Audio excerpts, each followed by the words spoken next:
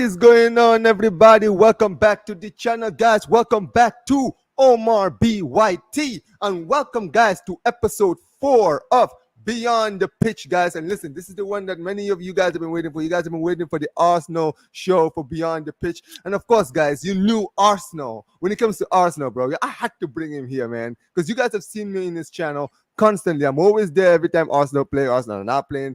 I'm always popping up. But listen, it's about time he finally made his debut on my channel, guys. Listen, guys, before we get started, let's introduce my guest. I'm actually very, very gassed about this guest, guys.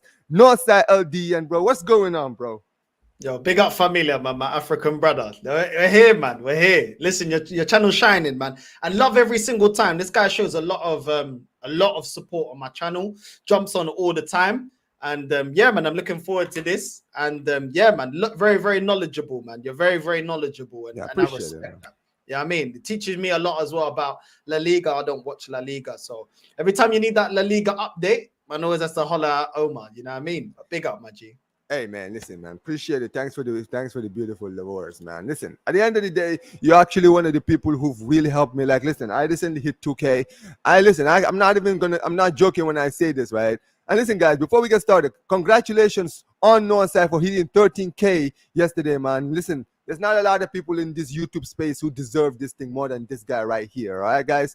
This guy right here, man, he always opens his channel to everybody. You know, there's a lot of people who are in this YouTube scene. You can see that like there's always like nefarious intentions with them. You can never say that about this guy. A lot of people, they have a problem with the way he basically, you know, speaks his mind. A lot of people don't like the way he's outspoken about his club, and that's why he's here. Because listen, we like people who are outspoken, who are not being held by agenda, any of this stuff, whose love for the club comes before everything else, lads.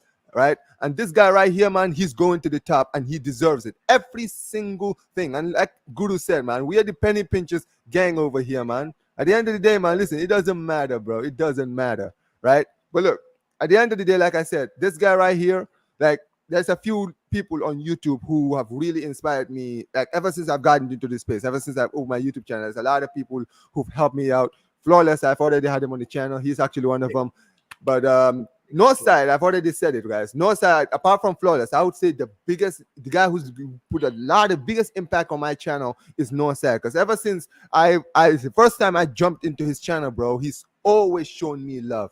Every single time, right? This guy welcomed me to his channel. We did a show. We've been doing shows together different times. Like, he is actually someone who's inspired me, and that's why I'm very, very happy to finally have him on the channel. And listen, like I said, this is gonna be a very, very good show, man. Because like I said, this guy, him, lead gunner, troops, guy, there's a lot of Arsenal fans, you know, you can tell like they always have the same kind of hymn of music, right? But this guy right here, he's different. Like, you can expect the facts from this guy. Everything that he says, you know, is the truth. And that's why this show is going to be a great show, man. But yeah, big up. Big up. Lovely words, man. Lovely words. Thank you, man. Thank you. Listen, without the community, we're nothing. Like, a channel's nothing without the community. And that's why I get more of the people that watch the channel on more than other content creators.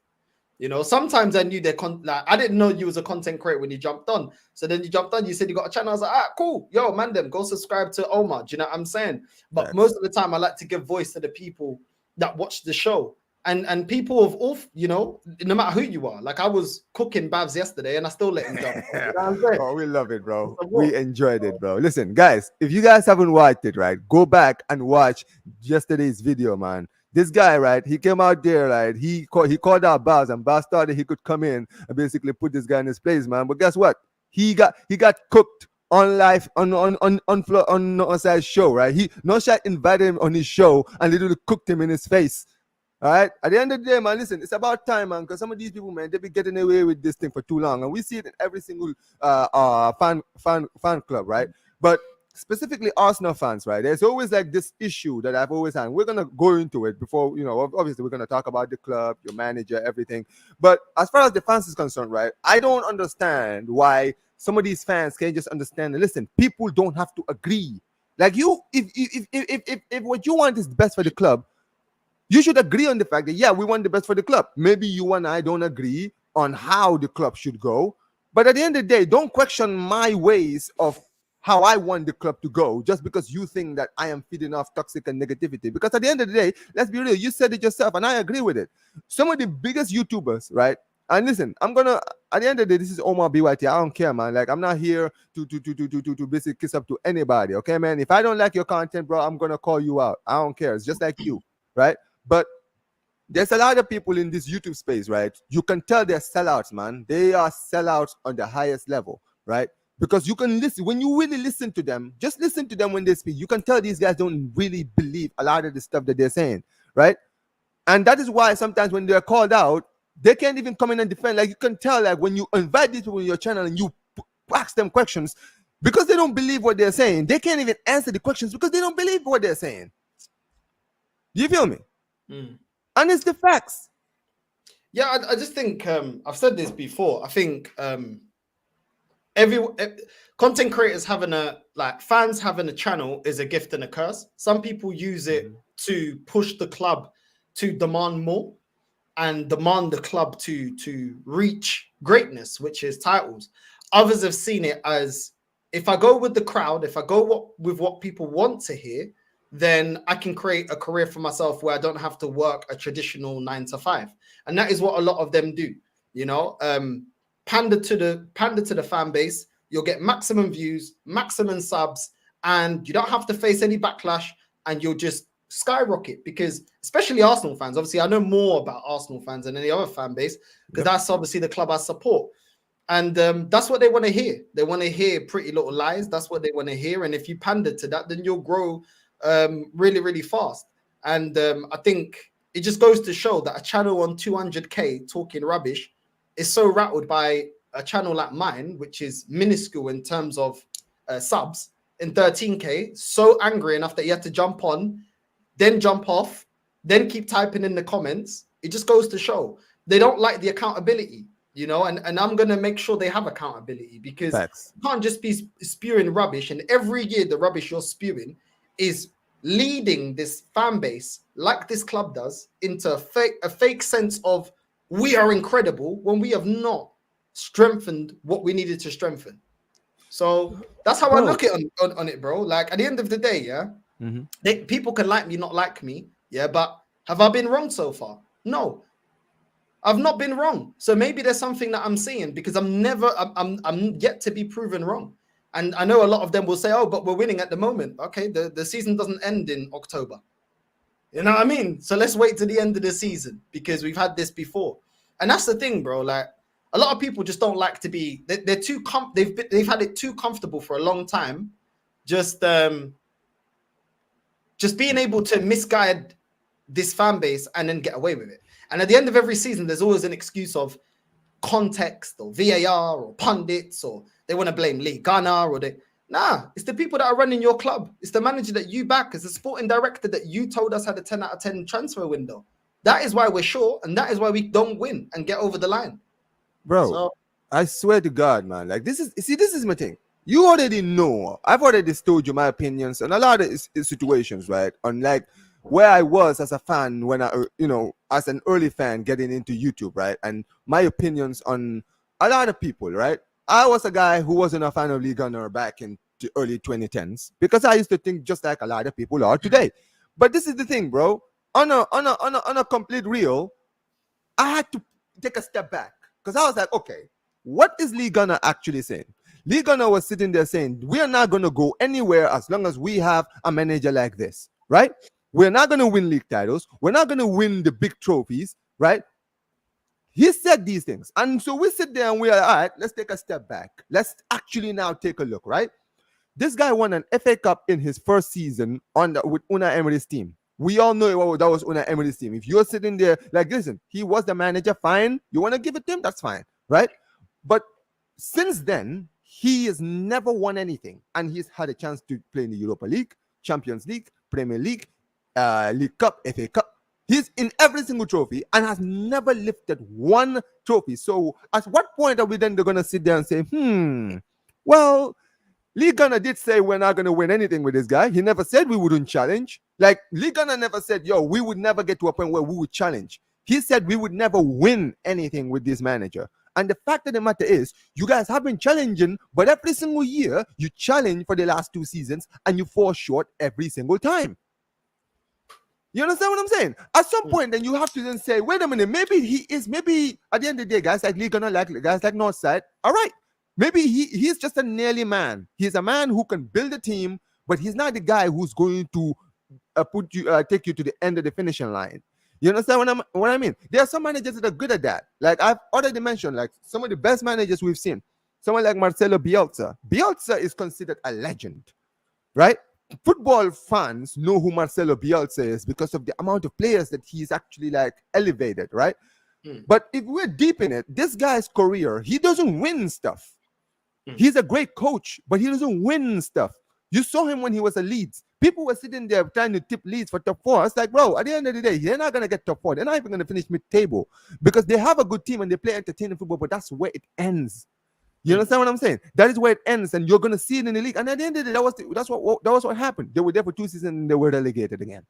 You understand what I'm saying? So the same thing applies with Arteta. Can Arteta one day become a top manager? No one's disputing that. Maybe when he wins his first league title, maybe that experience of winning can finally like push him forward to going to where he needs to be.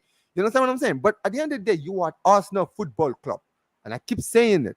Arsenal Football Club, the level of Arsenal cannot be sitting there saying, we're going to wait 5, 6, 7, 8 years for you to figure it out, for you to finally get enough experience as a manager so that when we can win trophies. It's not the case. You can do that at the Rangers, at a flipping Everton, or any club like that, because no one's expecting those clubs to win stuff. So when you win stuff, people then take you seriously like, this guy, he needs to get a big job. He needs to get a big job because now he's proven himself at a club where he wasn't supposed to win. But at Arsenal Football Club, it's different. And sometimes I say, this is why I always call out these Arsenal fans, Northside, on your channel. Because I'm like, you guys have genuinely forgotten who you are. Don't sit there. People try to tell me, oh, Omar, you're a Barcelona fan. How can you understand? I'm like, bro, I was born in 96. The last time you guys won a trophy, league title, I was 8 years old. I still remember because that was my first year getting into football, right? When I was getting into football, you guys had Henri, Perez, Bergkamp, Vieira, all of these players. With my own 2 eyes, I saw those players. I remember how good you guys were. Some of these people like Babs who were born in 2000, they've never seen that team. They've watched it on TV, but they've never seen that team. You understand what I'm saying? So when they come out and debate a guy like you who's actually experienced all of this stuff, it's like, bro, know your lane. Know your lane, bro. Because you don't know as much as you think you do, bro. You only know what history has told you, but it's different. Yeah, no, bro, it's absolute facts, man. Because look, he said it. He said he's like, oh, this is the greatest Arsenal team I've seen. I said, well, this ain't the greatest football team, Arsenal team I've seen. So clearly, I've seen what it takes. I've seen greatness. I've seen ballers. I've seen what a team needs to get over the line. And the thing is like, bro, there's too many mistakes that keep repeating themselves. When he first came, we was playing defensive football, and we were told we're playing defensive football because he needs his players. He needs to rebuild the team. The team is negative. The team doesn't have the players that we need.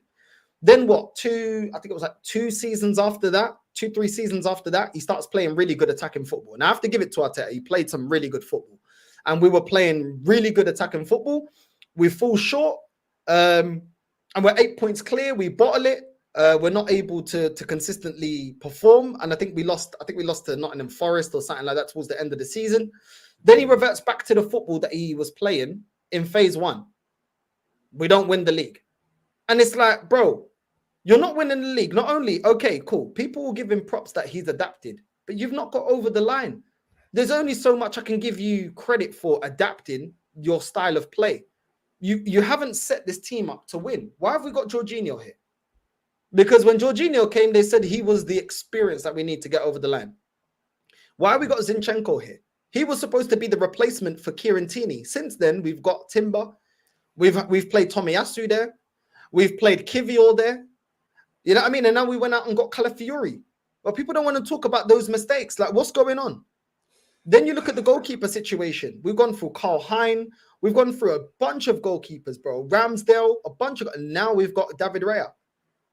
We'll see how good David Raya is. He's playing well, but we'll see. I remember this hype that they had for Ramsdale. You remember when we had Ramsdale? Or what's everybody saying about Ramsdale now? We will see. Let's give it time. We'll see. But at the same time, you're looking at Saka. How many seasons did it take for this manager to go and get somebody that can play on the right wing and give at least Saka some rest Some time? break. There you go. You know what I mean? It's taking you, bro. It's taking you 5 years to go, and then you go and get Sterling. That's underwhelming, bro. It's underwhelming. You know what I mean? And it's incredible. For the longest, this fan base didn't want Trossard because they said when we had Martinelli starting week in, week out in the first 3 years of this manager, they were saying, oh, if you get somebody, it's going to stop the development of Martinelli. No, it's not going to stop the development of Martinelli. You either sink or swim. This is what it's like being at a big club. Yeah. And luckily we had Trossard that came in because Martinelli was rubbish last year. And this is why you always need competition in your team. Because just because a player plays well one season does not necessarily mean that he's going to keep up to that level the following season, or you ain't going to get injuries. You know, he went and got Jesus as a striker that's not a clinical goal scorer, but then you go and get Havertz that's not a clinical goal scorer. And then last season we don't win the league. It's not surprising. You know what I mean? You get Fabio Vieira, he's never broke into the team because he's not good enough. Lokonga's never broke into the team because he's not good enough.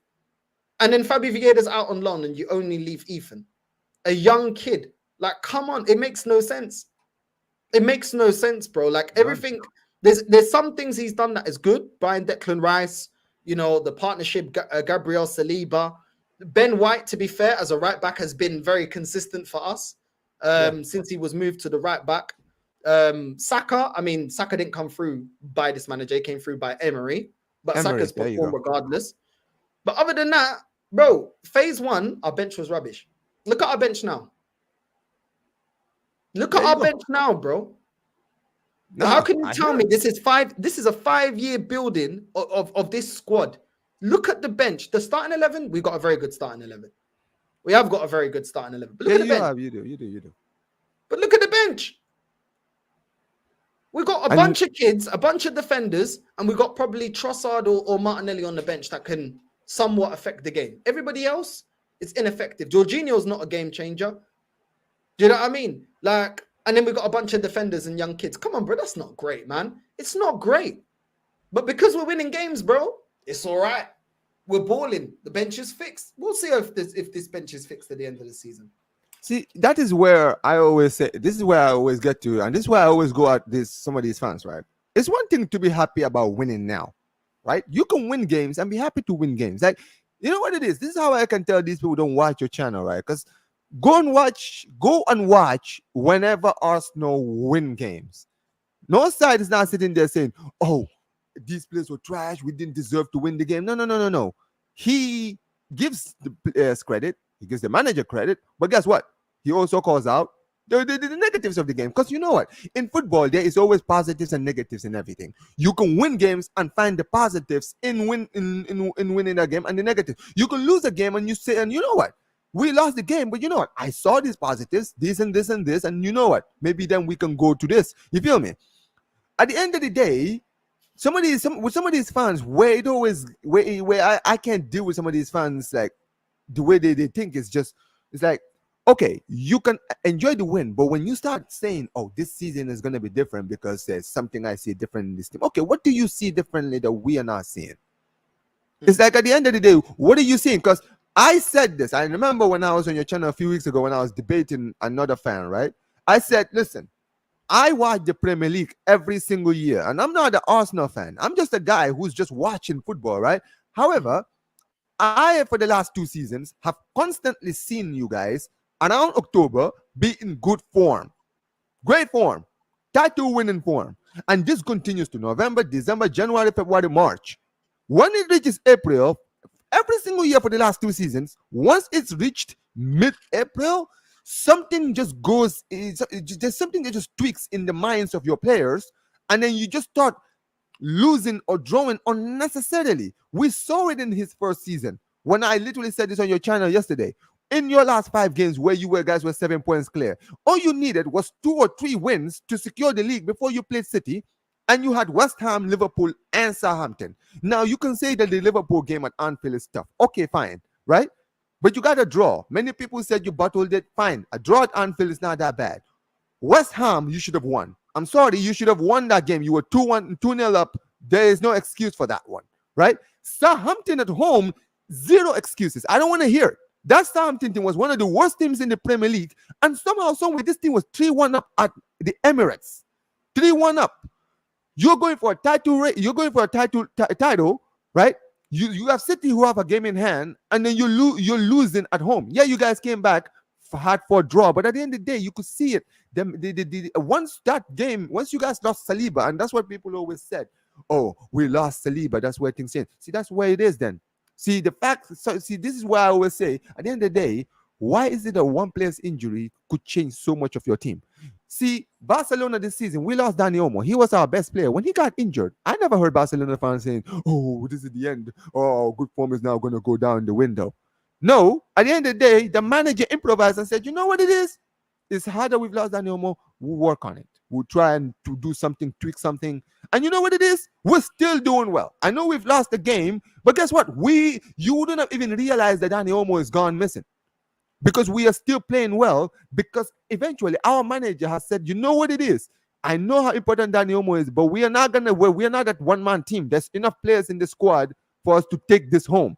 So when you guys lost Saliba, and you had all of these fans then holding their heads and like, oh, we've lost Saliba now. Oh my God, what are we going to do now? And you saw it. You saw how, you see it now whenever you call some of these fans out, right? When you guys battle the league, what do some of these Arteta inners say? Oh, but we lost Saliba at the end of the season. That's why we lost the league. You were 7 points clear. You were 7 points clear, bro. I don't want to hear 97% chance of winning the league. Nobody has ever battled the league after 97% chance of winning the league. You're the first. And yet you're blaming Saliba. And okay, fine. You want to blame Saliba, fine. Next season, what happens the next season? You lose at home to Aston Villa with what? 6 games to go? And that is my point. At the end of the day, it's Groundhog Day with Arsenal fans. Fans like you see these things and you say, all right, cool, we're winning right now, but I'm not judging anything until the end of the season. Because you've seen it the last 2 seasons where you've seen us start. Go ahead. Because we don't address the reasons why we bottled the league. We don't address it. So there's no. We started the season off well. Let's just be completely honest, yeah? And this is the thing that people that don't like me have selective hearing. I'm not saying that us going through the teams that we've played so far at the start of the season, Aston Villa, Tottenham, Man City, all these games that people are looking at the start of the season thinking, oh, these are games where Arsenal, we could be dropping points or not do that well against. Yeah, we've done well. Even with Odegaard being out in some of the games, beating PSG convincingly. Cool. We can all say cool. The majority of the results have gone our way. Okay. But we still don't know. We do know. We still don't have a bench that's effective when the starting 11 aren't doing a job. We saw that we drew to Atlanta. We saw that we drew to Brighton. Those are little things that are showing you, when plan A ain't working, plan B ain't working, what are we doing? We don't have the clinical goal scorer. We don't have the bench to turn the game around.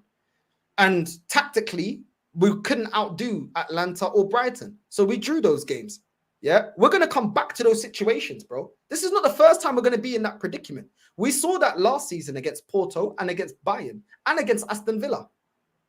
We weren't able to change the game. We didn't have players that are world-class, that know how to turn up and say, this is my game. Or a bench that you can say, you know what, you come off the bench, you're going to offer us something different and we'll change the tactics to get over the line past this team. We don't have those. We don't have the goal scorer that only gets 1-2 chances and he bags those goals because he's clinical. We don't have that. So at the end of the day, we're going to face the same problem. We're going to get deeper into the season.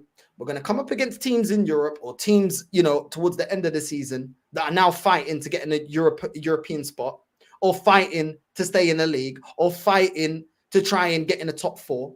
And we're going to fall short because we have not set ourselves with the correct players to take on teams when we're in those positions. Why did we take Porto to penalties? Because we don't have the bench or a clinical striker. Why couldn't we get past a dead Bayern Munich team? Because we don't have the players with the know-how that are world-class, that know how to get over the line in games like that. That is why. But we've gone into this season with the same players that have been bottling the season last season, yeah, and not back them up with players that do have that flipping know-how, that know how to turn up, that know how to be like, I'm putting the team on my back, like Thierry Henry used to do, like Birdcamp used to do, like Vieira used to do. No, we're getting the win today by hook or by crook. We're getting over the line, like Perez, Antonio Reyes, these kind of ballers, bro.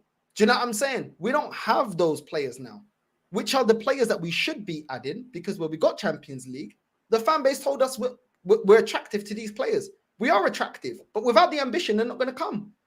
Was it ambitious to not go get Dani Olmo? Your club were taking forever to look in a loophole in La Liga because of an injury loophole to make sure that you could sign Dani Olmo. We should have been in there straight away saying, Dani Olmo, come here. We got the money. What's the wages? Whatever. Come. You're going to be competing with Odegaard. And whoever starts is based on performance. That wouldn't have broken the bank. Dovbyk performed really well in La Liga. I was watching the highlights to his goals with Lee when I was out there, when I went and visited him. Bro, the guy scored some bad man goals. He's a proper striker. Why not go and get him? Me and Lee talked about this. Bro, he went for 30 million, Northside. 30 million. 30, like, bro, this guy scored 23 goals in La Liga last season. And he left for 30 million. You're telling me that your club could not look at this guy as an option? Oh, but he's not that well known. No one knows who he is. Oh, he did it for Girona. See, this is my point. This is the biggest problem. Listen, like me and Lee, we've even had this conversation all the time, right? There's a lot of players at La Liga, right? You've been in Spain recently with Lee. He's probably shown you other players like Baena and all these guys who was so good. And you're sitting there and you're like, bro, why is it that we don't have any scouts watching these guys? They're literally right there. He's playing for Villarreal. If you guys went out there, like we're saying, oh, he has a buyout clause. Listen, you don't always have to trigger the player's buyout clause. You can go in there, go in for a good amount of money. Guess what? If the club are desperate, they'll sell him. Especially if they know they're not gonna get the amount. Let's say they say his buyout clause 60 million. If Arsenal come in with 45 or 50 million, you think Villarreal are not gonna consider it? Because they might sit there and say, you know what? No one might ever decide to trigger this buyout clause. So this is probably gonna be the closest we're ever gonna sell him. Right?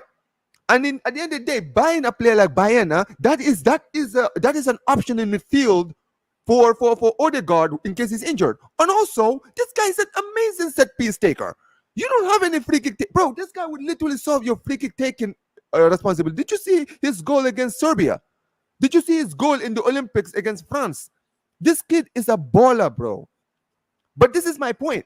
At the end of the day, your club will sit there with so much emphasis on signing players like Kai Havertz, players like Jorginho, players like Raheem Sterling, players that are not needed by other clubs. And I've said this before. What club, no big club I've ever seen who've won stuff, have ever went out and buy somebody else's deadwood. I've never seen it in my life. I never saw it at Liverpool. You understand what I'm saying? Liverpool, when they went out and bought Wijnaldum from a relegated Newcastle, guess what? Wijnaldum at Newcastle, when they got relegated, he was their best player. He scored 10 goals for a relegated team. You understand what I'm saying? That is why Liverpool went on to buy him. But at the end of the day, this is what I've always said. At the end of the day, you can't use the same emphasis on club that you use it for Arteta, because they're not the same. At the end of the day, Liverpool fans, every single season that club was there, they were seeing progress after progress after progress after progress. It was just like this. So they had an opportunity to back it, right? At the end of the day, this guy's been there 5 years. We've only started seeing Arteta do anything of note 2 seasons ago. And at the end of the day, he's still not won anything. Like a lot of Arsenal fans, like even people like Northside, might be even more patient if Arsenal, let's say, won an FA Cup in the past 2 seasons. We could then say, hey, you know what? We didn't win the league, but we won the FA Cup. Okay, then cool. All right, cool. I can see that the club is, he's trying to instill the winning mentality on these players. We're trying to be competitive. Yeah, we didn't win the league. We're very close, but guess what? We won the FA Cup. Or at least win the Europa League, bro. Because Unai Emery didn't have his squad, and he got to a final with a team that everybody wrote off as a really poor side. And I'm not saying that they were an amazing side, but look at what he did with a very poor side. He got to a final. This manager was already spending hundreds of millions of pounds getting in the Europa League and exiting early, bro. This guy couldn't even get us to a semi-finals, let alone a final. How can you be given more backing than the previous manager and you can't even get to a Europa League final? That's shameful, bro. He should have at least already won the Europa League just based on the backing alone, just based on the money spent alone. You know, every target that he wants, he gets. You know, Unai Emery didn't get that backing and he still got to a final. Man wanted Zaha, he got Pepe.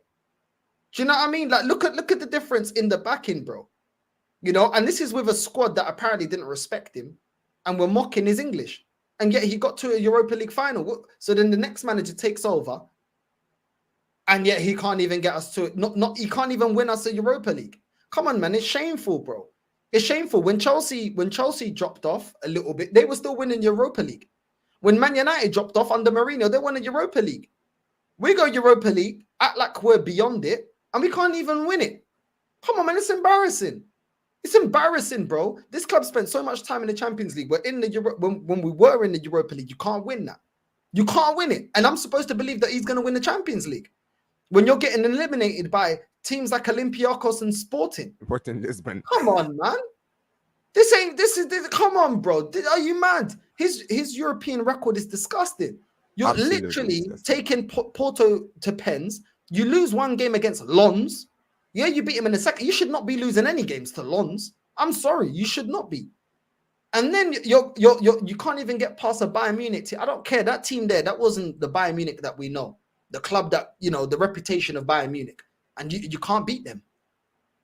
Do you know what I mean? I mean, come on, man. And I'm supposed to believe that you're gonna win games and win the Champions League. Like, bro, this club repeat doing the same mistakes. I said this in the summer, yeah. If this club at least go out there and get the targets that are needed, I can at least say, do you know what? I don't really like the manager, yeah? But at least, do you know what? I can have a little bit more positivity that we may win the league because at least they done half the job, which is getting in the players. Now it's down to Arteta. Now it's down to you. Do you know what I mean? If they went out and got Olmo, went out and got a Dovbyk or Isak, went out and got a Consensao or a Pedro Neto, went out there and got a deep line playmaker. If they went out and done that, I can sit back and say, do you know what? I don't really like this manager, yeah, but do you know what? Yeah, the club is actually moving ambitious. The club, the ownership is moving ambitious. Now it's down to you, Arteta. Now you got to deliver. But I can't even say that because the squad is crap. And we still got a manager that I don't believe is the guy to get us over the line. So why should I be more positive when everything I've criticized the last 2 seasons are still apparent till today? I mean, there you go. Like, see, this is my thing. This is why I'm always like, at the end of the day, why are they so afraid to, like, why are they so afraid to go and deal with the problems? Because we know what the biggest problem Arsenal have, right? You already mentioned about Emery. Listen, during the time that Arteta has been in the Europa League, you know who won the Europa League? Villarreal under Emery. Eintracht Frankfurt won the Europa League. I'm sorry, Eintracht Frankfurt won a Europa League when you guys were in the Europa League. See, this is the point I'm trying to say. So when people say, "Oh, well, at the end of the day, he couldn't go," nah, that's nonsense. I don't want to hear it. That's a bunch of lies. Because at the end of the day, if a club like Eintracht Frankfurt can win the Europa League, can take it seriously enough to win it, Arsenal have no excuses.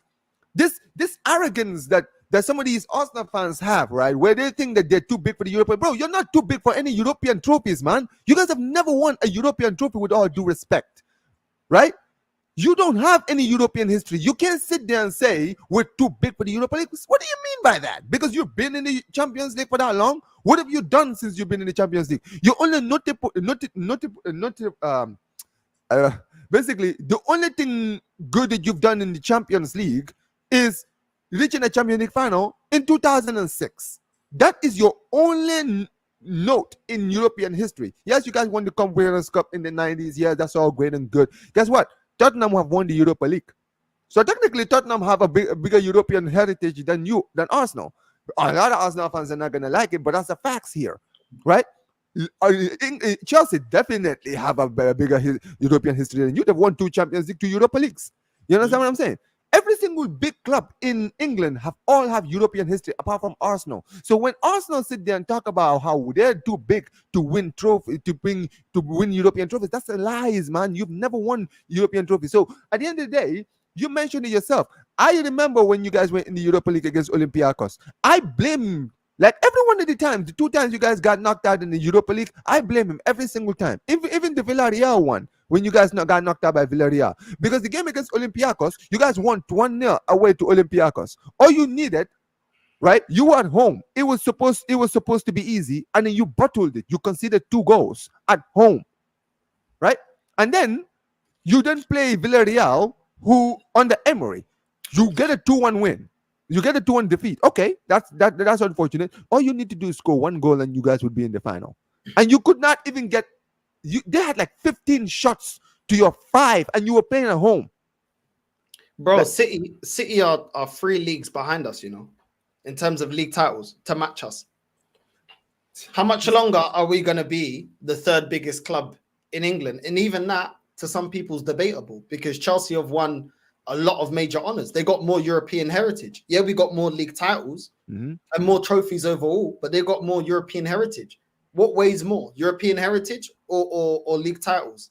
That's a debate. It's a debate. You know, so when we're looking at it, while these people are saying we got time, everybody else is racking up their trophy haul. What are we doing? You know, we should be, you know, the way that City are closing down on the league titles that Arsenal have won, we should have been closing down on the league titles that Liverpool and Man United have got. There you go. We're still comfortably behind them. And we're already completely behind them in Europe. Liverpool got 6 Champions Leagues. Man United have got 3. And both and Man United, I think Man United have got 20. Is 20 it 21 league titles 20, and 20 Liverpool, league titles, I think. 20. And, So one of them Liverpool has got 18 or 19, and Liverpool and Manchester United have got 20. And I think you guys got 13. You guys have 13, right? 13, yeah. Yeah. So that means City's got 10. They've got 10 league titles. So this is the thing. So you know what's funny? Right now, City are what, 5? They've won 4 league titles in a row, right? Yeah. You considering where the Premier League is now, no, it's not out of the realms of possibility that this club can win 3 more league titles in the next 3 seasons, because they still have Pep. Pep is still there. You understand what I'm saying? So people who are sitting there, and at the end of the day, this is my point, right? You even mentioned it yourself. All of these years, like you guys have won 20 years without winning the league. You're telling me in those 20 years, if you guys had won at least 10, you guys would have literally you guys would have surpassed Liverpool. If you guys were serious. If you guys were serious about, if you guys were stayed serious as relevant you guys were back in the early 2000s, if you guys continue through that reign in the 2010s and the early 2010s and the 2020s, right? You guys would have surpassed Liverpool by now. But that's the point. 20 years without a league title. Now you've got a team like City who've now caught up to you guys. And this is the problem. And you know what it is, no, sir? I'm glad you said this, because you know you've been watching a lot of football. You've been watching a lot of football. You know some big clubs in England that a lot of these younger generation don't even realize are big clubs. Like, you know, I give you the perfect example, Leeds United. Leeds United is a big club. Leeds United have won league titles. They won league titles in the 90s. You understand what I'm saying? In the early 2000s, Leeds United were considered a big club in the Premier League. They were considered in the big boys before they basically went bankrupt and got relegated. Right? These guys were in the semifinals of the Champions League in 2001, if I'm not mistaken.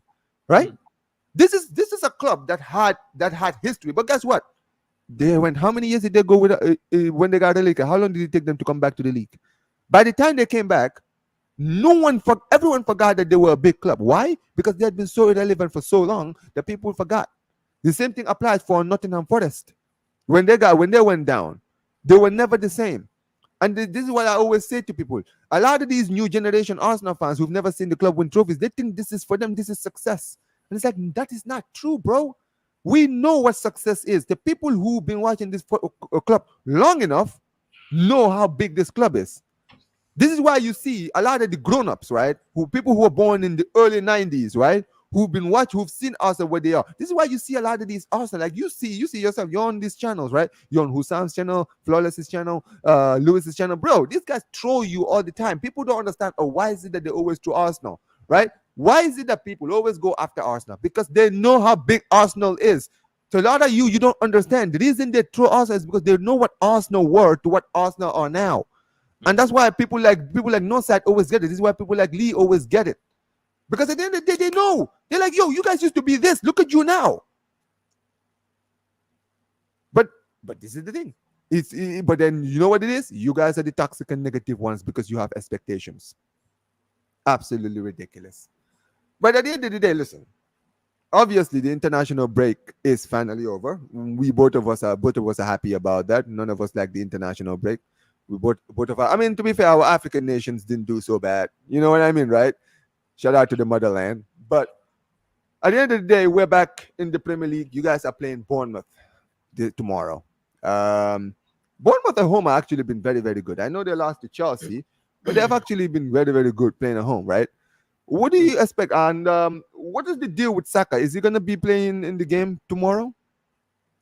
That's the thing. I saw Arteta's press conference, and he said that Saka's being assessed, Martinelli's being assessed, Timber's being assessed, Ben White's being assessed. So it's like, I don't even know what's going on. The only one he said straight up that's fit is Thomas Partey. So we don't really know. He also said that Havertz has been playing with a bit of a niggle, but they've been managing it, which basically means he hasn't been playing fully fit, or he's not fully fit at the moment. So, listen, I agree with Guru. No chance that he rests Saka. I agree, because he has to always start Saka no matter what. For me, I think we got Bournemouth and then we got Shakhtar. Both these games we shouldn't need Saka. Yeah, Saka should be rested at the end of the day. Like we have to look at the whole season and say, right, if this bench is as great as this manager's built it to be, that's what they'd say. That bench should be good enough to deal with Bournemouth, good enough to deal with Shakhtar. You know, Martinelli with a niggle, Saka with a niggle. Listen, Martinelli hasn't been playing excellently, but we're going to need him. We are going to need him, you know. So we're going to need Saka. We already know how much this manager relies on Saka. Ben White is our most consistent right back. You know, we're going to need him. So I don't really want to be risking players that we don't need to risk. And if we don't have the rotation, then whose fault is that? You know, you bought Sterling, use him. If Saka's not fit, use him.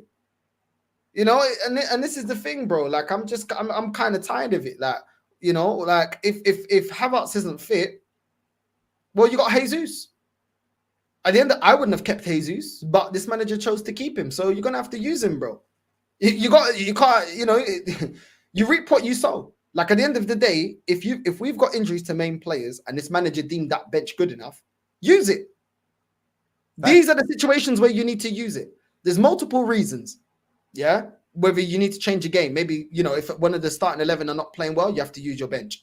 If you get an injury, you got to use your bench. If a player's carrying an injury and needs some rest, you got to use your bench. If you got different competitions, you need to rest some players. You have to rotate a bit. Use your bench. This is a situation where you should be using your bench. I don't see a reason why you're not using your bench. Otherwise, it just shows us once again this manager doesn't trust his bench. And to be honest, I don't think he does. Because we had Fabi Vieira last season. How many games did he get? But who brought him to the club? This manager. But you don't want to use him. You kept Reece Nelson. How many games did he get last season when you kept him? No game, barely any games. But you're the one that re-signed him to a new contract. If you're going to bring players in or re-sign contracts, you got to justify those decisions. You got to justify it. There you go. See, this is the point, isn't it, Northside? This is where we are now. At the end of the day, this is why for me, I can't feel any sympathy for your manager. Anyone who sits here and says you got to feel, bro, I'm not feeling for Arteta, because at the end of the day, it was Arteta's idea to bring in Havertz. It's his idea to bring in Sterling. You guys went out and spent money on loan on Sterling. Why didn't you go out and buy a player like Dovbyk or Bayena, right? A player who could actually replace the players that are currently out injured, right? At the end of the day, shout out to Guru. Guru mentioned it. At the end of the day, why is it that now you bring in Saka? At the end of the day, Saka is injured. Bring in Sterling. You believed enough in Sterling to bring him on loan, so start him. Let's see what he can do. You understand what I'm saying? At the end of the day, it was your idea to go and sell Smith Rowe to Fulham, right? And now here we are, no Odegaard.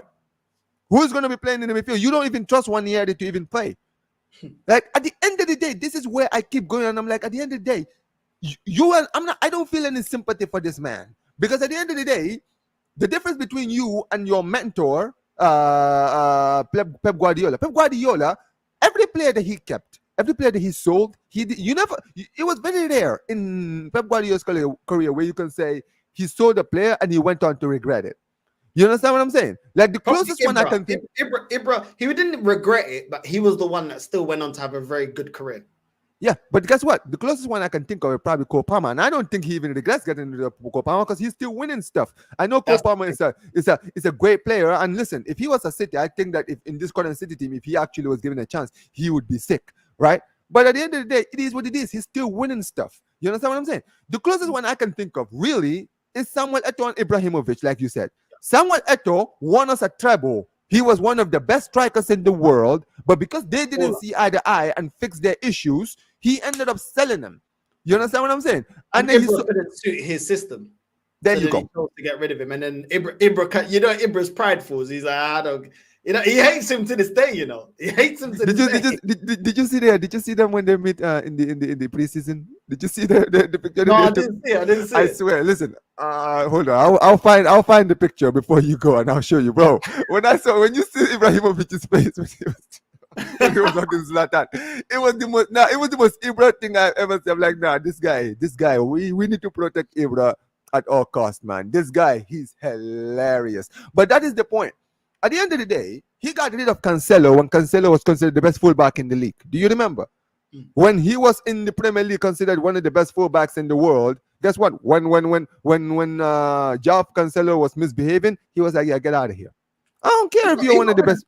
When Sterling was performing under him, Sterling was performing at City. Let's keep it real. Like he was playing well at City.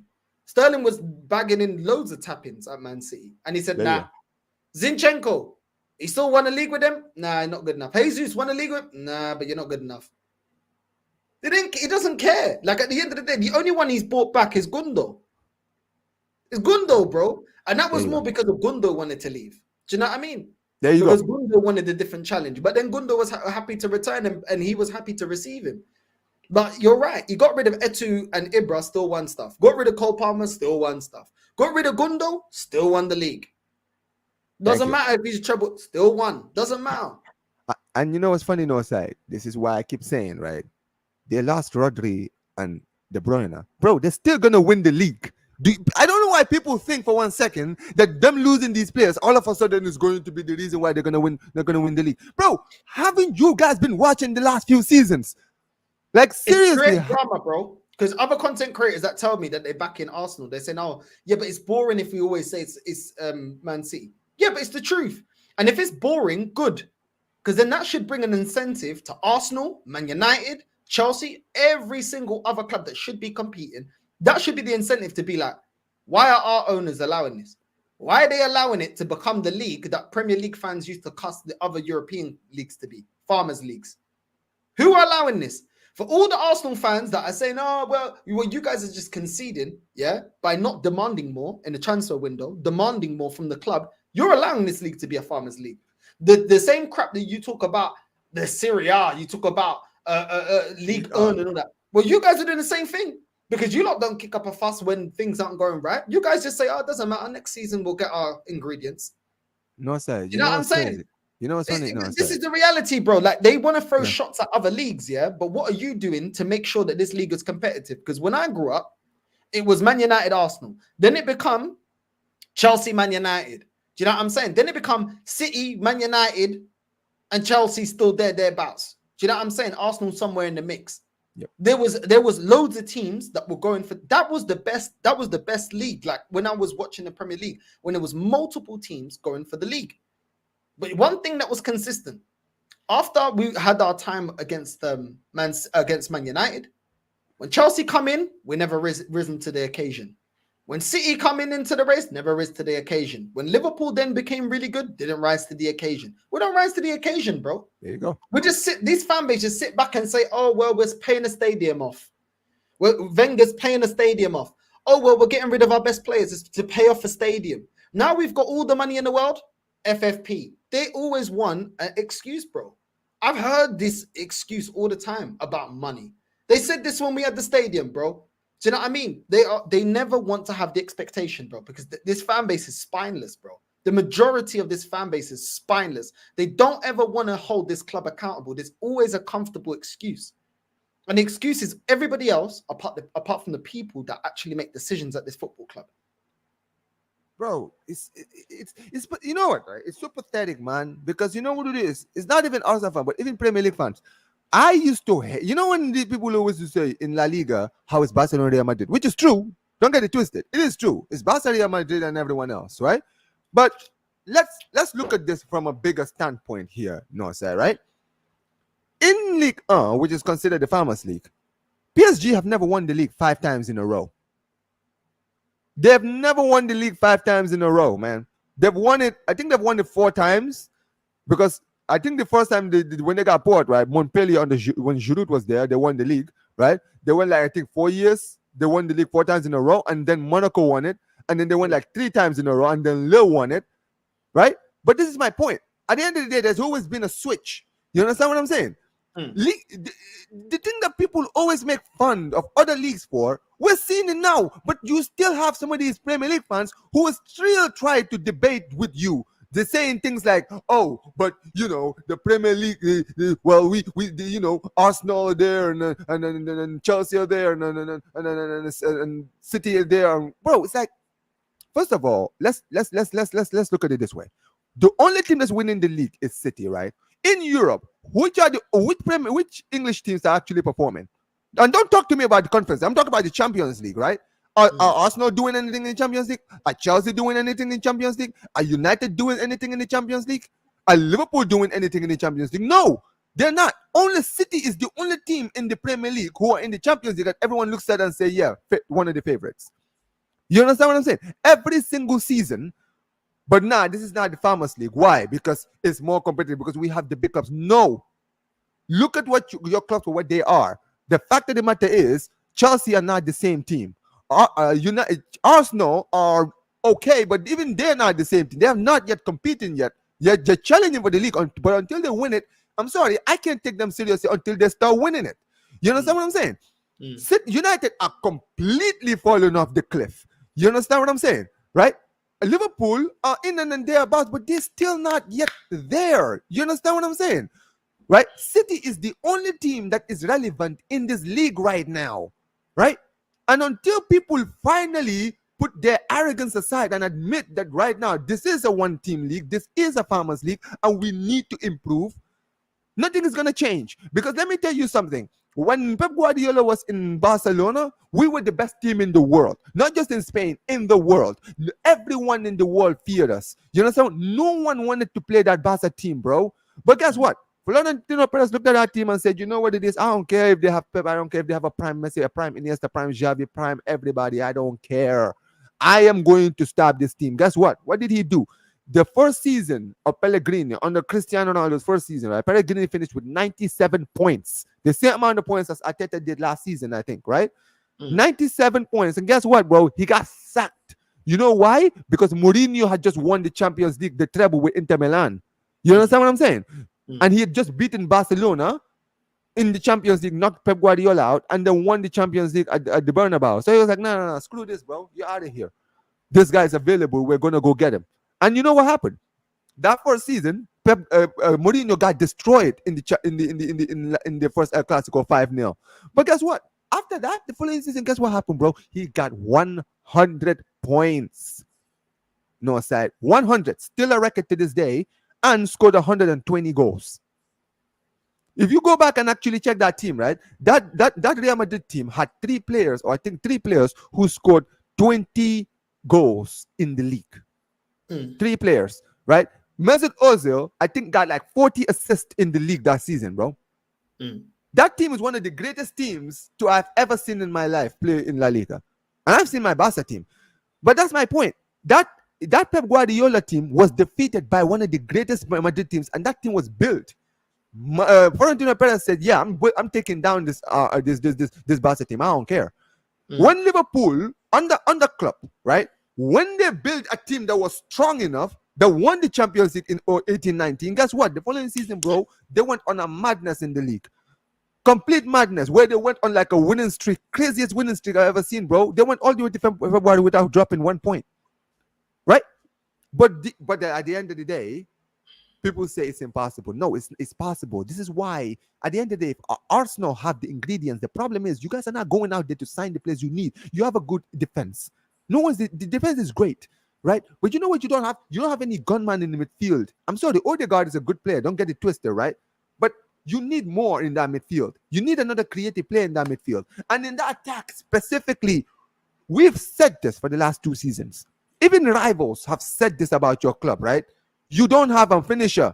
People try to drink the Kool-Aid with Havertz every single season, sitting there talking about Havertz this and Havertz is going to Havertz has scored 13 goals, this and this, bro. If you want to win the league, guess what? You need a guy who can score guaranteed 20 goals for you in the league, bro. We've seen it every single year. Haaland, how many goals is Haaland scoring every season for Manchester City at the end of the season? Like, bro, am I missing something here? Like, even that Liverpool team, they had Salah who was scoring like 30 goals in the league. But who's scoring 30 goals for this Arsenal team in the league? That's the thing, man. Like, they try and talk about the defense. The saying is, attack wins you games, defense wins you leagues.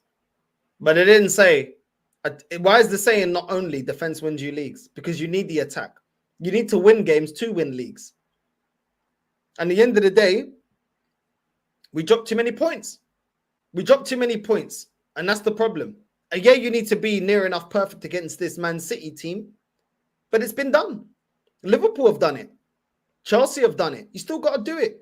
You know, that Real Madrid team needed to be near enough perfect to beat you guys with that prime Barcelona team. But they got over the line. And that is the thing, bro. Like, yeah, we have a very good defense. And I've said this before when I was on Hussam's channel. Big up to Hussam. Big up Hussam every time. I said to Hussam, I was like, you can praise this defense as much as you want. But when it comes to the crunch end of the season, we need to get over the line. What's this defense going to do? Give us a couple of draws. I said, your club, Liverpool, you know too many draws against Man City, you don't win the league. Draws are like losses. Too many of them against Man City, you don't win the league. You have to be picking up wins. I said, you've lost you've lost the league by a point. You know this more than I know this. You've lost to them by a point. Probably where you drew a game. So you know you cannot just defense can keep we may be able to draw a game that we should have lost. Now guess what? Dropping those 2 points, dropping 2 points again, we ain't gonna win the league because we don't have the killer to get the 3 points. You need to be collecting 3 points. That's the requirement. That's the requirement. That's what it is. And if the manager can't do it, then go get me somebody that can and keep getting me somebody. And if that manager can't do it, the next one, get me a next one. That's how it works. You keep your job based on trophies. You keep your job based on being able to deliver. You know what I mean? If Arteta wins the league this season, I'll give him another 2 years. I'll say, okay, next year, okay, you may not win it. The year after that, then you have to win it again. Yeah? Okay, cool. Because I'm not, this is the thing I've always said, yeah? I'm not expecting, with Pep Guardiola, I'm not expecting Arsenal to dominate. But we need to be picking up trophies. Wenger didn't dominate. Wenger never dominated. I don't think Wenger didn't even win the league back-to-back. He never defended his title. No, he didn't. So, and when he was winning up until 2004, I never said Wenger out. Do you know? But he got over the line. He would win one, go in 1-2 seasons without winning. Then he'll win it again. Then a couple of seasons. Then he'll win it again. So then you're like, okay, fair enough. Simeone, he doesn't win it every year, but he's always thereabouts. He's not. They're not the richest club in La Liga. So okay, you're not going to dominate. Everybody knows Atleti is not going to dominate La Liga, but they will get over the line. It's not going to be 10 years, 20 years without winning. This is unacceptable. It's unacceptable. I've never, ever said that Arteta, I expect you to dominate the league. But you need to be picking up league trophies. You need to be picking up trophies in Europe, especially now, because we're spending more money than Wenger used to spend. And you can't even get us to finals. Come on, man, it's unacceptable. How many finals did flipping Klopp get to in Europe? I know they had that flipping that idiot and goal. What was his name again for Liverpool? What's his name? That Karius. Yeah. You know what I'm saying? I've never said I want this manager to dominate, bro, but just get over the line, bro. Get over the line before you start waxing lyrical about Wenger. The defense of Wenger, yeah, I understood why some fans still loved Wenger. I understood it. I didn't agree, but I understood because he's already been there. It's almost like turning to an Atleti fan now and saying, how long have you not won the league? But the thing is, he's won them so many, yeah, in his time there. And he built that club so much, yeah, even when they were going through financial situations and stuff like that, that I understand they got a love for him because they'll still view him as the manager that won us league titles, that got us over the line, that brought us trophies. You know, even when we've seen one of the greatest Barcelona team, even when we've seen the greatest Real Madrid team, even when we see that these teams keep buying the best players in the world. So I understand it to a degree, but this Arsenal fan base, they defend Arteta like he's Simeone, without achieving what Simeone has achieved. How can you how can you defend the manager so much when he hasn't even done anything for you? It doesn't make any sense, bro. Bro, this is my point. I swear to God. You know what it is? Think about like some of these clubs, right? Do you remember when Chelsea hired Frank Lampard, right? You had some fans who were happy that, oh yeah, Lampard, man, legend of the club, one of our best players, one of arguably our greatest player of all time and all of this stuff, right? But guess what? That team, right? That first season, he didn't have a transfer window, right? And at the end of the day, he finished top 4. So everyone was like, all right, you didn't have a transfer window. You had a bunch of kids, and then you ended up getting top 4. Great for you. All right. Next season, we've signed Timo Werner, Kai Havertz, Ziyech, all of these stars, right? All right, cool. Now here we are. This season, what are we gonna do? And he flopped. And you know what happened? He was so poor, he ended up getting sacked at Christmas. And then you had all of these Chelsea fans going after him, like Rory Jennings sitting there talking about how it's a disgrace and all these stuff. But guess what? In the end of the day, the guy that they hired went on to win the Champions League that end of the season. Bro, see, this is the point that as a like, this is where I'm saying, right? All the sentiments and all of these stuff goes out the window when you win the Champions League. You see all those people that didn't want Tuchel and people were blaming the club and all this stuff. Were you guys not celebrating winning the Champions League that season? And look at Lampard now. With all of that hype, with all of the hype that he got, where's Lampard now? Unemployed. Nearly got Everton relegated. But this is your king, ladies and gentlemen. But this is the point. At the end of the day, Arteta has got one trophy with a team that wasn't his, and he's been living off that for 5 seasons. No big club, and I genuinely mean this. I don't care if you're Barca, Madrid, Liverpool, Chelsea, right? Juventus, Inter Milan, whoever team you support, right? You don't go 5 seasons without winning a trophy and stay. Chelsea would not hire a manager for 5 seasons and say, yeah, we're seeing progress. Nah, you would be seeing people like Lewis, people like Prime, all of these people saying, yeah, get out. Like I had Prime on my channel last week. He said he's giving this manager, what, 2 seasons? 2 seasons to build the club, and then he expects them to win a trophy by next season. A trophy, not the big ones. He doesn't necessarily say it has to be. He basically said this season the Conference League is a must. If he doesn't win it, he needs to go. That is the mental. And then a lot of people will hear that and say, "Oh, that is too much pressure on the manager to just arrive, bro. You're in the Conference League, bro. You're in you're Chelsea Football Club in the Conference League. There's no one in the Conference League that is big that you're not better than on paper. I've seen the teams that are in the Conference League." Big up to Zay. Watch Zay, yeah. If Bayern don't win the league this season, watch him be angry, bro. And rightfully so. He's gonna be fuming, bro. Bayern Munich, thank you. If they don't win the league this season, they took it. Okay, Bayer Leverkusen won it last season. Okay, cool. But I bet you any money his expectation is they better win it this season, bro. Better win it this season. And if they don't, he's gonna be flipped, and he won't be the only one. The whole fan base will be fuming, bro. Company's gonna lose his job. If you don't win the league this year, they're probably gonna sack him. And you know what? I hear it because I've been watching the Bundesliga, and the Bundesliga is not like last season where Bayer Leverkusen were on a madness. So you could sit there and say, yo, this Bayer Leverkusen team was scary as hell. No, bro, this season there's no scary teams in the Bundesliga. I've been watching the Bundesliga this season. Bayern Munich should win the league because everybody else is not consistent enough this season so far from what I've seen, right? Mm.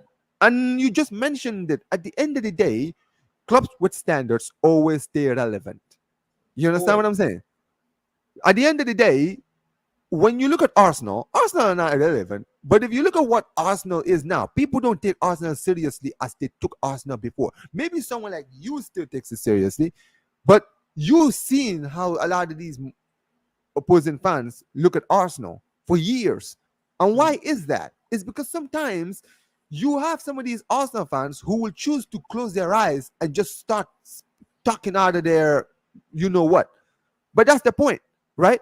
That's what they do. Like you listen to this when you're like, bro, where are you getting? Are you watching the same thing we're watching?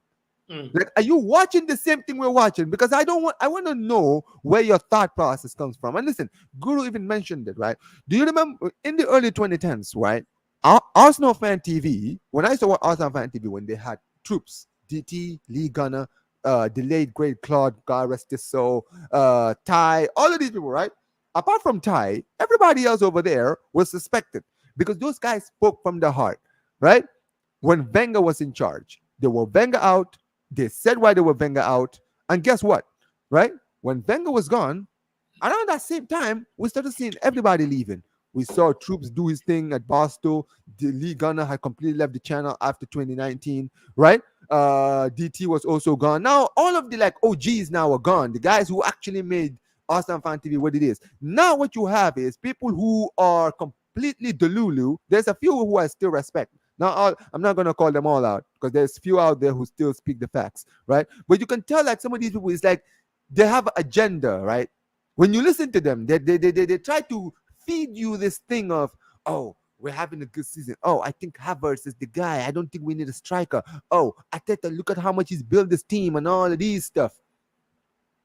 Are you actually being serious? Like, okay, he's built the club to a certain level, but the idea wasn't to build the club when they hired him. What was the project all about? This whole trust, the process that we've heard for so long, no side. What was the process to lead to? What was the end goal? It was to win the league. And I don't think, but you know what? This is why I now question it from the ownership. From the ownership, what was their objective? Omar, be real with you, bro. I think their objective was just to get back in the Champions League. Well, if Because that's the case, they were yeah. showing the initiative up until the point where we got Champions League. And now we got Champions League, it's like we're going back to what we used to do. Maybe we don't need to spend money. Maybe we can just we got Havertz. Jesus, I know he gets injured, but maybe he'll have a good season. Oh, we got some youngsters. Let's just see how they get along. We don't need to dibble into the transfer window. Oh, we got some targets. It's okay if we don't get the targets over the line. We'll stick with the same squad. It doesn't matter. Absolutely Maybe some players will evolve. Give it time. They've gone back to the crap they used to do. This is the attitude that we had, which led to us losing Adebayor's and Nasri's and Fabregas's and Van Persie's. Yeah, Van Persie wanted to win the league, and what did we do? We're not really looking to buy anyone, Van Persie. Sorry, mate. Yeah, if you want to go, you can go. Okay, fine. I'm going. I'm going Man United with Fergie. Last season wins the league. Like this is the attitude that we've been having, and people talk to Arsenal. Some Arsenal fans want to talk to me like I've just started supporting this club. When you support a club, yeah, and you're completely honest about what you see, you know the mistakes of the past, and you know why you've fallen short when you haven't won the league. You know exactly what you've done wrong and why you keep making mistakes. Yep. And the mistake with Arsenal is every single time we build a good team, we don't do that extra. When we had ballers like Fabregas and Nasri, Alex Song, and we don't do that extra. That's why Alex Song went to Barca. We don't do that extra to get over the line. We don't go out there and say we're making a statement. Boom. We're going to do everything to make sure that we're prepared for this season. You know, if you get the right manager and you go out there and you go get a proper striker and you go out there and get a number 10 that can compete with Odegaard, a number 10, yeah, bear in mind, that doesn't step up, the captain that doesn't step up in any competition when it's the knockout stage. Even for his country, bro. Like this guy is Norwegian captain and his country have never been in a tournament since the year 2000. No side. But we see Bale and Aaron Ramsey step up for their nation, and that Kvaratskhelia Wales was an amazing. Kvaratskhelia. What about Kvaratskhelia? I know Wales, but look at Kvaratskhelia taking Georgia to a Euros. My striker from Benfica, Pavlidis, playing for Greece the other day, bagging in goals. He came from AZ Alkmaar. AZ Alkmaar, bro. And he's performing for his club and he's performing for his country. Now, let's not go on like Greece has an amazing squad, because they don't. So this is the thing, bro. If they went out there and got these players that we needed to and got the right manager, then cool. You know what I'm saying? Like, and then we got a bunch of injuries or whatever. Cool. But, bro, like, set the club up to win. We don't set the club up to win, bro. You know what I mean? Exactly. Lewandowski carries Poland. Facts. Set the club up to win. I don't want to hear it. I don't want to hear it. We see so many examples of teams that don't have they don't have the greatest teams, but yet they still are able to get over the line. Villarreal, you know, Sevilla, to be fair to them, had a very good team. Yeah, but when you look at the Premier League squads that spend so much money, they should be winning the Europa League above a team like Sevilla. And they went on a stupid run in the Europa and winning Europas after Europas. Based on money spent alone, they shouldn't be picking up as many Europas as they did. Prem teams should have. When we're seeing all these kind of clubs, bro, we've seen flipping Leicester. They didn't spend a bag of money win. Do you know what I'm saying? We've seen this, bro. We've seen Sporting Lisbon that don't spend the most money in Portugal being able to win the league and their trophy drought. Like, I'm not hearing it. But Bayer Leverkusen, bro, they didn't, bro. They got Grimaldo for free from Benfica, bro, and won the league. See what I'm saying, bro? For free, bro. This guy was a player that Arsenal could have looked at, but they didn't. See, bro. Yeah, big up Guru. Like, see, this is the biggest issue that I have with Arsenal, right? Because let me tell you something. Even when you look at like in the 90s, right, and you can attest to this as a guy who watched it, right? In Wenger's best years, you know what Wenger was good at? He was good at the French market. He knew every good player that was coming up before everybody else did. He was the guy who saw Patrick Vieira in the Milan bench and said, yeah, you know what, bro? You're in the Milan bench. Yeah, bring him here. He was the guy who found Nicolas Anelka from the slums of Paris and said, you know what, man? Yeah, bring him here. He's the guy who saw Henry, who wasn't even started for Juventus, and said, yeah, you know, I don't care if you're bench for Juventus. Yeah, you're good enough. He's the guy who found Freddie Ljungberg from the Swedish league. I know Bergkamp was already there when he arrived, but you get my point. Who else? Robert Pires, Emmanuel Petit. Like, bro, yeah.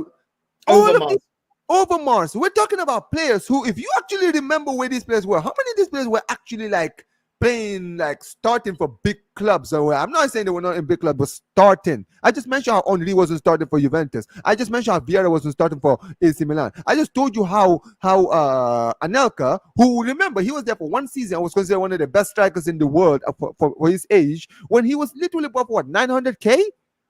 Bergkamp was highly rated. Bergkamp was highly rated in Europe. But even Bergkamp, he was still able to get him. Sol Campbell was the captain at Tottenham. He was still able to get him, even in circumstances where you'd look and think, "Rah." Like these days, Arsenal fans would justify Bergkamp going elsewhere. We were like, "No, we're taking him. We're getting him. He's coming in." You know what I mean? Back then, we're getting Sol Campbell, the best Tottenham player and their captain, born and bred, to come over here. Whereas, where was that energy for us to go get Harry Kane? That's the equivalent at the time. That was the equivalent. They were going to put him on the biggest wages they've ever given a player at Tottenham in the Premier League ever. And we said, no, he's coming here. He's coming here. When do we do that now? When do we make moves like that now? Now we justify. You know what now we do? We're in for Rafinha. Oh, Barca's in the race? Oh, well. Shit. Yeah. We can't compete with Barcelona. Yeah, broke Barcelona, by the way. Barcelona who can't even register players. Yeah. We can't compete with that. See, that's the problem, man. That's the attitude. Oh, bro. Isak. Oh, we're tracking Isak's car. You remember when they were tracking Isak? The Arsenal were tracking Isak's car. We can't even Yo, attract Isak away from signing for Newcastle to come. I think he went there from Real Sociedad. He was at Real Sociedad. And we can't bro. get a striker from Real Sociedad to come to Arsenal. Yes, see that, When Dia said, no, I'm going Aston Villa. I'm not Aston Villa. staying here.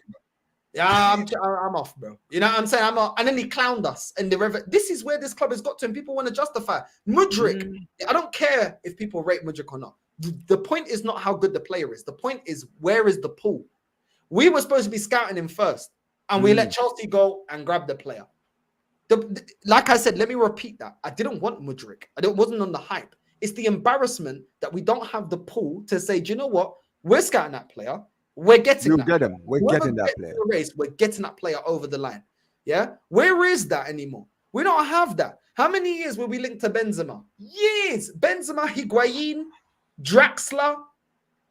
We couldn't even get Draxler. Draxler ain't even good enough. We couldn't even get Draxler from PSG. Come on, bro. It's embarrassing. Husam Awar as well. Do you know what I'm saying? I think he was playing at Who's that's Leon. Betis. I think it was Real Betis. Leon. He was at Leon. And then he went to Real Betis. Fekir was at Betis. It was. Fekir. Yeah, we're linked to Fekir and Fekir Husam Awar. and Husam Awar. Yeah, that's true. And we didn't get them over the line. Yep. But this club has been embarrassing, bro. This club has been embarrassing, bro. Do you know what I mean? True, bro. Bruno, there you go, another one. Bruno Guimaraes, another one. This one, remember when he also clowned you guys after signing for Newcastle? Like, bro, you're losing transfer races to Newcastle United. That is where I'm like, all right, you can say Barcelona, and I don't even hear the whole like we can like, bro. If you're serious about signing any player, if you bring in the money, they will come. I understand, unless the player's dreams is to play for those clubs. I hear it because some players, yes, they're like, listen, it doesn't matter. My dream is to play for this club. Fine, that's fine. Right? But I don't hear it when I'm hearing a guy like Bruno Guimaraes signing for Newcastle United over Arsenal. At that point, I'm like, no, absolutely not. This one is one of those where I'm like, I can hear it. The same thing applies for Isaac. Before Isaac went to Newcastle, you guys were linked with him the season before. Yeah, I saw the picture of the car, bro. They had the Isaac number plate in the back, saying that, oh yeah, he's gonna be signed in January. Guess what? The summer he went to Newcastle, just like that. Even when we went for, we didn't learn from the mistake of for Suarez, bro. Like, bro, imagine. And the thing is, yeah, he wanted to come. All you had to do is put the money down. 41 million. Liverpool with 50 million and £1. You could have just said 41 million. Here you go. Bro, you're telling me he wasn't worth that? This guy scored 20 goals in the league before his ban. Like, this is the point. You just mentioned Higuain. Do you remember the Higuain thing? Bro, that season, that 2013 year, right? That was probably the one where I was like, nah, this club is an absolute joke. Because you didn't have one chance of signing a striker. You had two chances. You had Higuain and Suarez, and you bossed both of them. You can't even say, oh, we lost the players to other because no, you messed up. That's why you didn't get neither of these players. Because let me be clear, the Suarez one, Suarez was desperate for the move to Arsenal. He wanted to move to Arsenal. He was telling everyone in Uruguay that he wants to go to Arsenal, right? You guys knew he had a buyout clause of 40 million. All you needed to do was to pay 1 million more, and the deal would have been the buyout clause would have been triggered. But just because you guys were petty as hell, you thought £1 would be, bro. I'm telling you, man, that's the biggest slap in the face I've ever seen, bro. I'm like, yo, imagine you and I are owners of clubs, right? No side. A player is, you tell me, Omar, I will sell this player to you for $10, right? You say, Omar, if you pay me anything beyond $10, I'll give you this guy. I come in, I give you $10.01. Nah, bro. At that point, bro, you're throwing hands because you're like, nah. At this point, Omar, you're insulting me. You're actually like insulting me, bro, because I know that is beyond the buyout clause. But dude, that is a slap in the face, bro. Like, what the hell? You understand what I'm saying? You're telling me, and at the end of the day, okay, the whole Suarez thing breaks down. You had Higuain, who was desperate to leave Madrid. This guy wanted to go get game time because he wasn't playing for Madrid, right?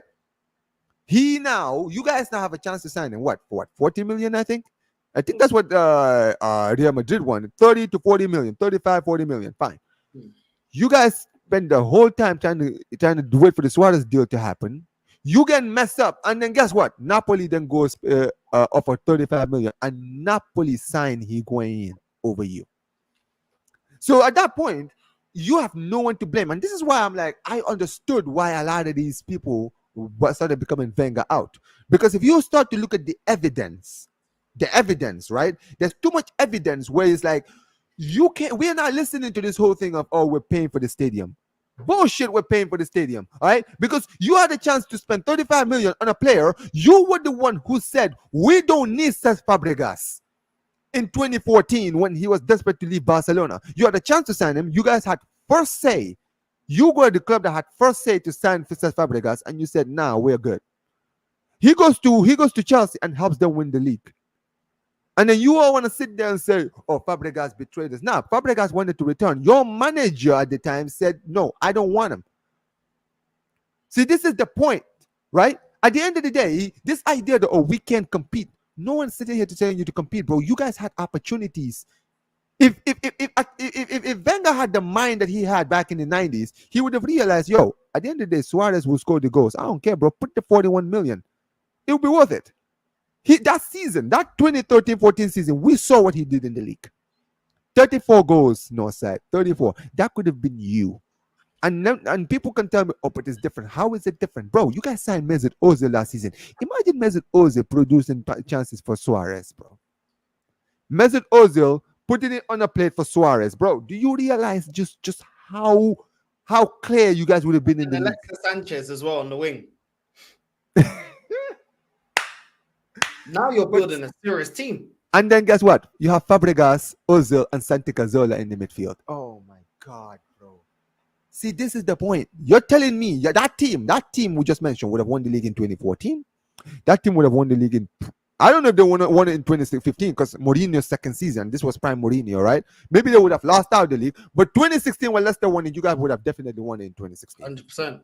And guess what? Wenger could have said, you know what? Peace out. I've just won the league in 2016. I'm done. So you've left as a legend. But this is what I mean, bro. This is what I mean. Then they'll say it's not FIFA. It doesn't need to be FIFA. We've seen teams win the league without FIFA. Leicester won it. Was it FIFA for them? Yeah, bro. I'm telling you, bro. And he said Ibra doesn't do trials. You know what I mean? This is, bro. Dude, the guy was at wasn't he? I think this was before he signed for Ajax. But he was in the league, bro, right? He was in Malmo. That was the reason why Wenger was like, yeah, we'll bring him in.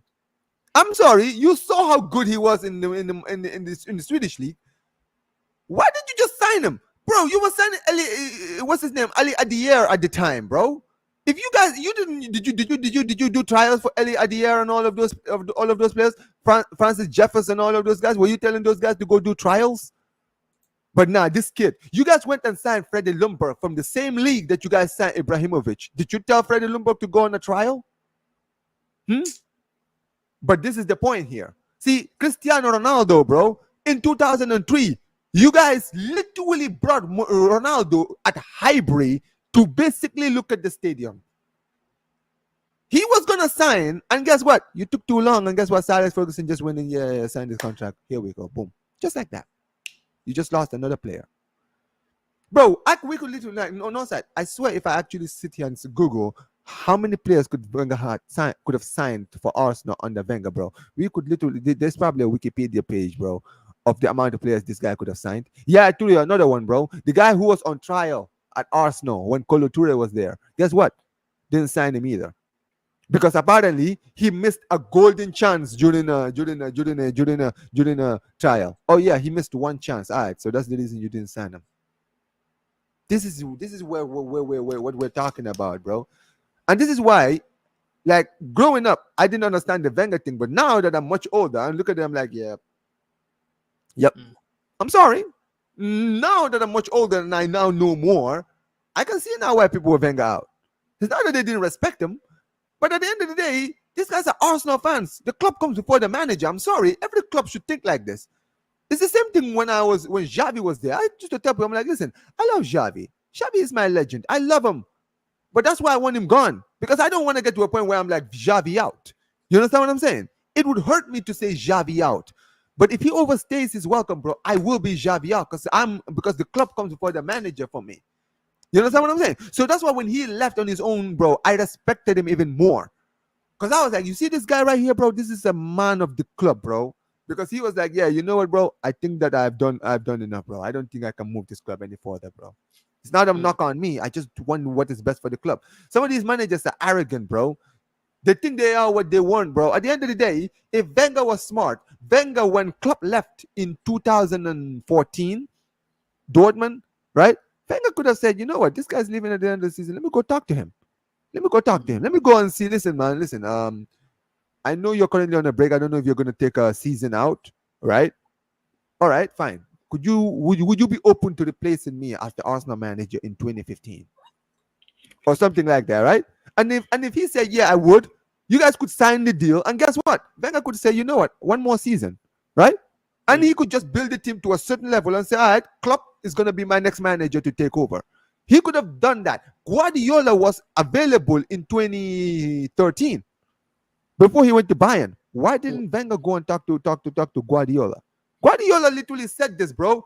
Guardiola said in before he went to City, right? When before he went to Bayern, he said Arsenal was like his favorite club to watch in the Premier League. So if he liked Arsenal as much as he did, he would have been open to probably managing Arsenal if Wenger had spoken to him because he respects a guy like Wenger. Mm. And he would probably look at that project at Arsenal and say, you know what, this club hasn't won a trophy in years. This would probably build my resume like crazy if I bring this club to where they need to be. Mm. But nah, he overstayed his welcome, and at the end of the day, he got kicked out. Let's be real, he got fired, bro. I've already said this. He was fired because you know what? Around 2018, no one was watching Arsenal at the stadium. Everyone was staying home. No one was paying for season tickets anymore. But yeah, man. But look at this. Here we go again. Look at this. Xhaka, like, bro, he shines Javinho over Hazard, bro. But this one, to be fair, in this one, I did hear apparently Ashavin admitted that apparently Wenger was open to sign Hazard. He was the one he wanted, but apparently it was the club that told him that they didn't have the money to sign him. Okay then. Okay then. Oh yeah. Do you remember how much Chelsea bought Hazard for? I think they bought him for like 30 million or 35, something like that. It came from Lille, wasn't it? Yeah, yeah.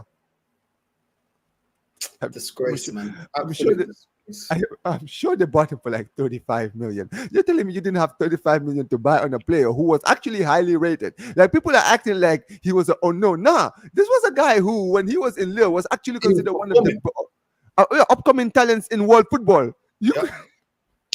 and you didn't have the money to sign this player. Nah, bro, you're done out here. You are done out here. Another Man. one. Yeah, the Xhaka thing. We actually paid more than Chelsea played for Kante. What's the But yeah, excuse there? What's there the you go. excuse there? We paid more for Xhaka than they paid for Kante.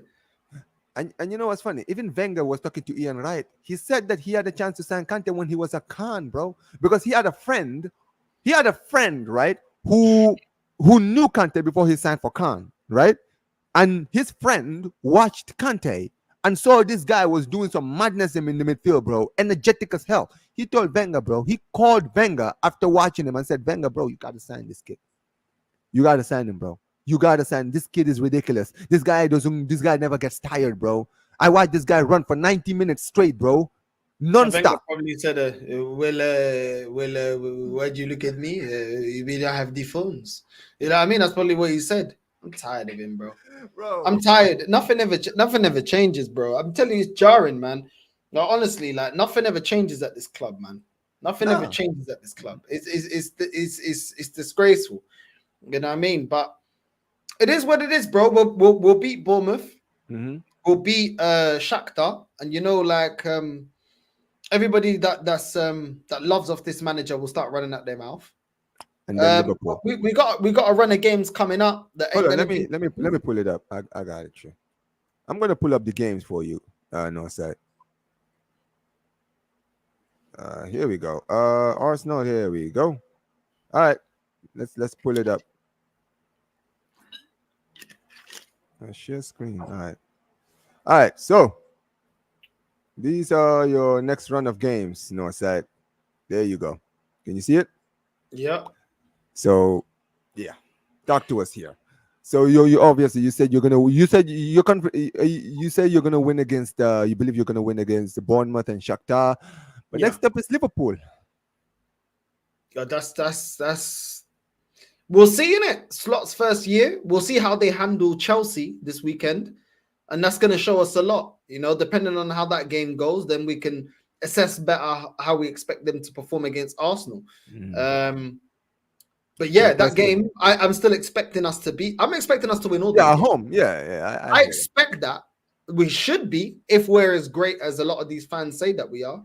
But it's not Liverpool won't be easy because they are playing decent football under Slot and they're not as open as they were when they were playing Klopp ball. Preston, that's a win. Newcastle, that's going to be tricky. Yeah, You know, Newcastle, something they know when to make it a physical game. Dark Arts, we'll see. You know what I mean? We'll see how we handle that. Inter, I saw how Inter well they played against Man away. City. That's not going to be easy. Bro. They shut down Man City, bro. So they're no pushovers. And you know what? This is in the Champions League. And let's be real, guys. Let's be real. You guys in the Champions League are different. Maybe in the league is you guys play better in the league than you play in the Champions League. And obviously, I watched the game against Atalanta. Listen, let's talk about Atalanta for once. You see the Atalanta team. Did you know that after you guys drew against them, they played at home against Como, Cesc Fabregas team, right? At home and actually lost 3-2. They were 3-1 down. So at the end of the day, if Cesc Fabregas team could score 3 away to Atalanta, you guys couldn't even get a shot on target, if I'm not mistaken, in that game, right? And now you're playing against the Inter Milan team who are on smoke going forward, right? You're playing them at home. And the worst thing is it doesn't end there because guess what? Next up is Chelsea at home to Chelsea, away to Chelsea, who rejuvenated Chelsea under Maresca. Jeez, bro. Like this is my point, bro. It's really like it's really time now at this point. No, it's like it's Judgment Day. And look, I would not be surprised if you guys found a way. I'm not saying you're going to win all those games, right? But we know that around this time of the season, there's not a lot of pressure in the league. Don't get it twisted. It doesn't mean that you have to slack off, but we've seen City, right? City around this time of the season. This is when they usually give everybody a heads up. You understand what I'm saying, right? But then when it hits January, end of January, that is when we start seeing something tweak in this City team. And they just start going on these mad runs where they're winning like 10 games in a row. And the problem is this. You said it yourself. All of these players that all of these Arsenal fans are hyping up. Yeah, you guys are good now when the pressure is not there. Guess what? When the pressure is on, that's when you finally want these players to turn up. And this is where it always comes down to, right? You have to sign players who are used to the pressure of winning leagues. You see it all the time, even at Barcelona. You see, when we were going for the league, we were clear of the league. But guess what? We had a lot. What we had is youngsters, but we had youngsters with a strong mentality. They understood that we are Barcelona. You understand what I'm saying? The fans never let the fans were sitting there saying, "We have won the league. We've guaranteed the league. We're clear of Madrid. Madrid are not doing well," because we knew who our challengers were, right? So the fans made sure to let those players know, "Do not mess this up." They put it on their backs the whole season until it was guaranteed. That's why you saw when the players won the league, the players went crazy because guess what? It was finally time for them to celebrate because they didn't have a chance to even celebrate wins because the fans never give them a chance to celebrate wins. You understand what I'm saying? But with all of these fans, when it reaches March and you guys are still top of the league, people will start saying, "Hey, no, sir, what are you guys saying now? Two months before the league is over. What are you saying now? You still don't believe in our manager?" It always happens like that, man. They're gonna run their mouth now. Let them run their mouth, man. You know what I mean? But the end of the season, we will talk. And trust me, that whole summer transfer window, trust me, I'm gonna be running up my mouth saying, "Did I not tell you?" Yep. Because I hope I'm wrong. Yeah, I want Arsenal to win, but I can't live in a fantasy. Just because I want Arsenal to win doesn't mean I can't see things that we need to address. And I don't see us addressing it in January. I don't see us going into January and going, "Let's go get that striker."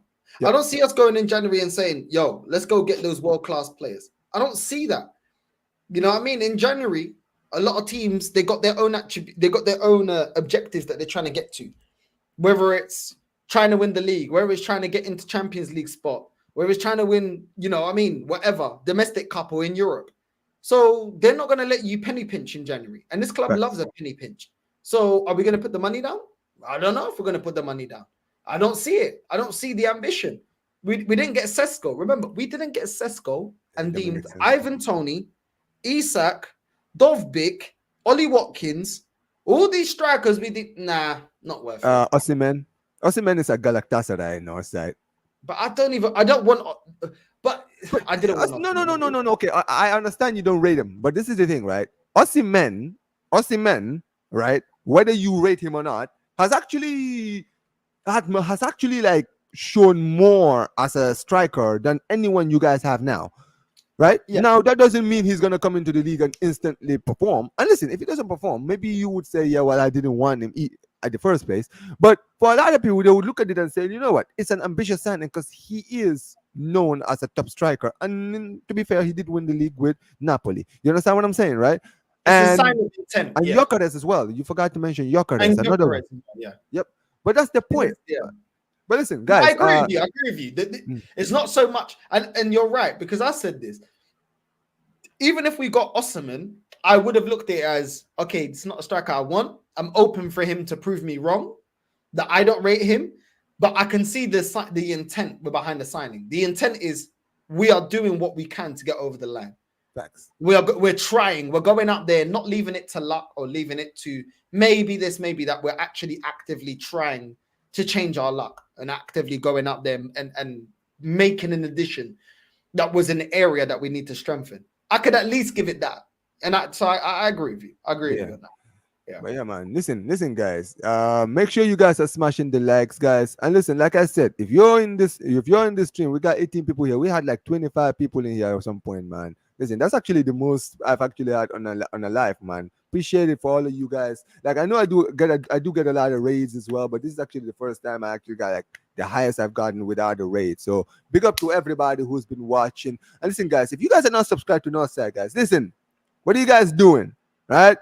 Are you guys like seriously, man? If you're not subscribed to Northside, man, I don't know what you guys are doing, man. Make sure you guys go and subscribe to my guy Northside, man. He's the realest. Like, if you guys are one of the realest fans who want the realest opinions, guys, go subscribe to Northside, man. And like I said, this guy is a huge inspiration of mine, man. I'm in his channel constantly. Whenever like whenever like there's reactions to games, like sometimes I pull up and I actually state my opinions and all that. And like I said, guys, Northside, this has been an amazing stream. We're definitely gonna do this again, man, because this is of course, man. Come on, man. Yeah, we're gonna be doing a lot of these shows. So yeah, you will definitely see Northside here again. Listen, when the season is over and Arsenal don't win the league, now listen, I don't have a saying here. If Arsenal win the league, good for them. You understand what I'm saying, right? Yeah. But if they don't win the league and we have a Beyond the Pitch, I'm just going to turn off the camera and I'm not gonna say a word. I'm just gonna let this man cook every single one of you guys who were calling him out. Every single one of you guys, right? The receipts. We got the receipts, man. Like everyone. Like, listen, I'm watching the shows. No, sir. I'm watching Husam's show. I'm watching Judge Mo's show. I'm watching all these shows, man. I've seen what all these people have been saying. I'm like, all right, Judge Mo, Northside. I'm sorry, Husam. All of these, I'm just like writing. I'm like, all right, no, sir. Here, I got the list, bro. Here's the list. All of the people who were sitting there telling you that you needed to be more positive, that you needed to believe. Here you go, man. It's time to cook. But yeah, man. Listen, like I said, man, we're gonna wrap it up, man. But this has been an amazing show, man. This has been, like I said, this is a show I've been looking forward to for a long time, man. Listen, like I said, guys, before we go, make sure you guys subscribe to Northside. Make sure you guys are subscribed to the channel. If you guys are not subscribed, make sure you turn on the notification button, hit the like video. All right, man. Take care to everybody who's been watching. This has been another episode of Beyond the Pitch. We'll probably have another show tomorrow. I haven't actually spoken to my guests yet. But yeah, we'll be having another show tomorrow, inshallah, guys. Make sure to like the video, subscribe to the channel, subscribe to Northside, and peace, you guys. Take care. Love.